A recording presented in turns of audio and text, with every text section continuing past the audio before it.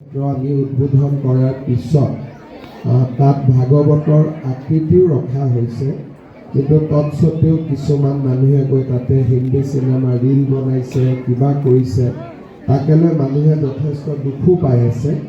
সেইকাৰণে চৰকাৰে এটা মনতে সিদ্ধান্ত লৈছে যে আবিৰ্ভাৱ ক্ষেত্ৰতো জাতীয় সাজ পোছাক পৰিৱেশন কৰিলেহে তাতে যাব পাৰিব। অৱশ্যে 12 বছৰৰ তলৰ শিশুৰ কাৰণে আমি সেইটো নাৰাখোঁ, কিন্তু বাকী যিসকলে জাতীয় সাজ পোছাক পৰিধান কৰিব তেওঁলোকে যাব পাৰিব, যাতে আবিৰ্ভাৱ ক্ষেত্ৰখনৰ আমাৰ পবিত্ৰতা ৰক্ষা হয়।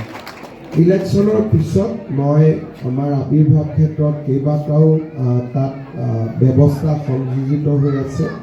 ইলেকশ্যনৰ পিছত ভগৱান পুৰুষে কৰিলে মই ইয়াতে আকৌ আহি এই গোটেই অঞ্চলটোৰ আৰু বেছি ডেভেলপমেণ্টৰ কাৰণে কাম কৰিম। এই দুআষাৰ কৰি মই পুনৰ এবাৰ ফল্গু উৎসৱৰ সকলোকে শুভকামনা জনাই অসমবাসীক ফাকুৱাৰ শুভেচ্ছা আৰু অভিনন্দন জনাই মই মোৰ বক্তব্য সামৰণি মাৰিছোঁ।